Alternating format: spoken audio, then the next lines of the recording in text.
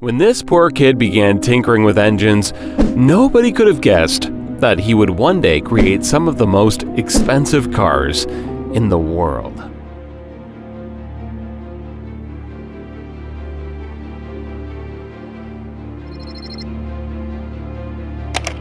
This is Frederick Henry Royce, born in 1863 in Alwilton in England.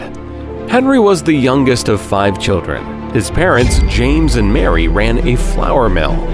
James had followed in his father's footsteps, but he lacked business skills.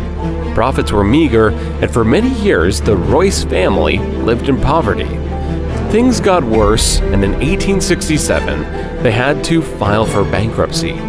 Hoping to carve out a better life for themselves, the family moved to London. By this time, the 4-year-old Henry already had his first job, a bird scarer on a local farm. His pay? 6 pence a week. Then, in 1872, disaster struck again. Henry's father passed away. Now, all the children had to chip in to make ends meet, including the 9-year-old Henry. He began selling newspapers and delivering telegrams.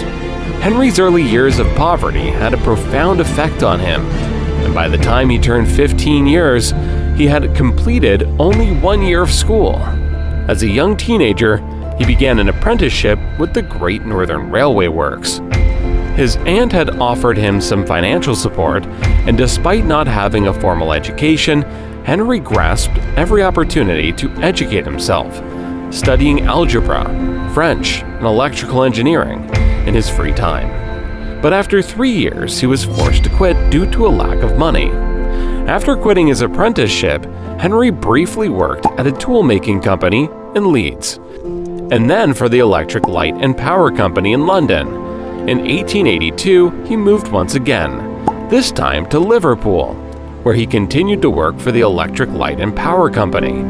His true ambition was to make engineering his full-time job, however. So at 22 years old, he started a business with his fellow engineer friend, Ernest Claremont. They named it F.H. Royce & Company, and for the next few years, they worked around the clock to make electrical components such as doorbells and dynamos. The company kept expanding, and by 1894, they were already making electric cranes too. But Henry's interest started taking him somewhere else: motor cars. While Henry Royce plays a vital role in the Rolls-Royce story, the brand's name suggests there's also another person that we shouldn't forget. And that person is Charles Stuart Rolls. Born in 1877 in London's affluent Berkeley Square, Charles Rolls was the youngest child of Lord and Lady Langattock. Having developed a passion for engineering from very early on, he went on to study mechanical engineering at Trinity College in Cambridge. Charles knew how to stand out, having gained a reputation for tinkering with engines. He earned himself the nickname Dirty Rolls. And during his studies, he was the first undergraduate to own a motor car after having traveled to Paris to buy a Peugeot Phaeton at the age of 18. At the time, this was extremely unusual, as most people hadn't even heard of cars yet. After graduating in 1898, Charles began working on a steam yacht and then at the London and Northwestern Railway. He was more interested in motoring, pioneering, and salesmanship, however, and with financial support from his father, he opened one of the first car dealerships in Britain in 1903. He named the company C.S. Rolls & Co. And for the next couple of years, he dedicated himself to importing and selling Peugeot and Minerva cars. Business was booming, and Charles used the money to fund his sporting activities. Besides being an avid motorist pioneer and racer, he was also an eager aviator. And as you can guess, both of these hobbies are anything but cheap. Unfortunately for Charles, however, his lifelong passion would eventually cost him more than just his money. When running his company, F.H. Royce & Company, Henry became increasingly interested in motor cars. In 1901, he decided to improve a second-hand two-cylinder de Calville car that he had bought, but he wanted more, and so he decided to build a car on his own. Henry had an instinctive desire for perfection, and having found construction faults in the de Calville, he vowed to do better. By the end of 1903, he designed and built his first petrol engine, and by the next year, he drove his first Royce 10-horsepower motor car into town. By now, 2 decades had passed since Henry set up the company.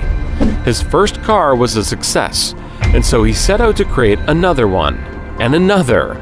Of the 3 cars that he had built, he gave one of his business partners, Ernest Claremont, and the other he sold to one of their shareholders, Henry Edmunds. And it was this Henry Edmunds who would eventually arrange the meeting between Rolls and Royce. Henry Edmunds was a shareholder in Royce's company and a friend of Rolls. After having bought one of Royce's cars, he began boasting to Rolls about it. At the time, Rolls was frustrated with only being able to sell foreign imports in his company, so Edmunds arranged a meeting. Little did Edmunds know that the meeting would change the future of motoring forever. While Rolls had always preferred 3- and 4-cylinder cars, Royce's 2-cylinder vehicle made a big impression on him. Within minutes of seeing it, he knew he had found what he was looking for. He took the motor car for a drive and agreed on the spot to sell as many motor cars as Royce could build. The 2 men made an unusual duo. There was not only a massive age gap, but also a class and education gap. For starters, Royce was 41 years old, while Rolls was only 26. The young Rolls had enjoyed a fancy education at the prestigious Trinity College, whereas Royce's skills were largely self-taught. And while Rolls had spent his young adult years racing around in his fancy cars, Royce had been working hard to make ends meet. Would they be able to see eye to eye?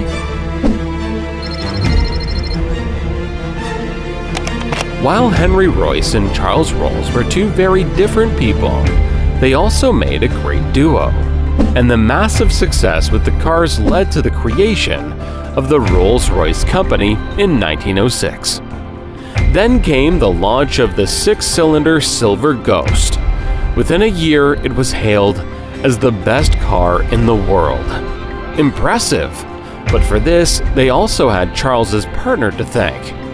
Creating a brand requires vision. So while Henry and Charles were busy building and selling motor cars, it was Charles's partner, Claude Johnson, who took on the role of managing director. He knew it was vital to expand the company's reputation, and the publicity genius that he was, he orchestrated a series of stunts to promote the quietness and reliability of Rolls-Royce motor cars. One of his early adverts for the 40 to 50 horsepower motor car promoted it as the 6-cylinder Rolls-Royce. Not one of the best, but the best car in the world. With that ad, Claude introduced the phase that would forever be associated with Rolls-Royce. It was incredibly effective. It demonstrated Rolls-Royce's superior performance, and it created a global demand for their world-class engineering. And Claude was so integral to the company's success that he became known as the hyphen in Rolls-Royce. Of course, marketing alone will get you only so far, and both Henry and Charles dedicated themselves to delivering the best quality possible. But it was especially Henry who had a knack for pushing himself to the limit when it came to work. Henry was renowned as a hard worker who never ate properly. Unfortunately, these habits severely affected his health. But surprisingly, he would end up outliving his business partner, Charles, by a couple of decades. Over the years, daredevil Charles's interest in aviation kept growing. He even tried to persuade Henry to develop a design for an aero engine, but Henry refused. To continue living out his aviation dreams, Charles bought a Wright Flyer aircraft, with which he made over 200 flights. In 1910, he became the first person to make a non-stop double flight across the English Channel. But just 1 month later, everything changed. During a flying display at Bournemouth, Charles was killed in an air crash. He was only 32 years old. He became the first Briton to die in a plane crash, and his premature death meant the end of the short-lived Rolls-Royce partnership. Now Henry would have to continue their legacy on his own.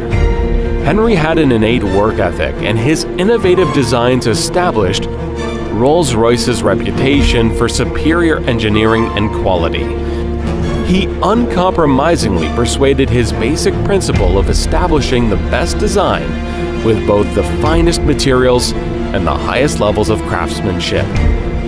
To put it in his own words, strive for perfection in everything you do. Take the best that exists and make it better. When it does not exist, design it. During the First World War, the company expanded into manufacturing something Charles had once requested: aero engines. And during the next couple of decades, the company did extremely well. Unfortunately, Henry kept struggling with his health, and in 1993, he succumbed to digestive tract problems. His death had been brought on by his early years of poor nutrition and a lifetime of overwork. He had spent much of the last years of his life as a semi-invalid, but that didn't stop him from working, though. His never-failing enthusiasm and dedication to engineering prevailed, and he continued to work until the very last moment. Literally, his last sketch was made from his deathbed a few hours before he died. He was 70 years old. Rolls-Royce has remained a famous name in engineering. A Rolls-Royce is one of the most successful luxury cars that money can buy. And with over 130 dealerships spread over 40 countries, the brand is known far beyond Great Britain. Currently, Rolls-Royce is owned by BMW, and the brand is still primarily known for producing some of the most expensive cars in the world, such as the Rolls-Royce Cullinan, Ghost, Phantom, Wraith, and Dawn. Torsten Müller-Othfos has been the CEO since 2010, and his reign has proven to be essential in the company's success. But it's the vision of Sir Henry Royce and Sir Charles Rolls that truly made Rolls-Royce what it is today. A symbol of pure and unadulterated wealth. Something tells me the two men would be proud.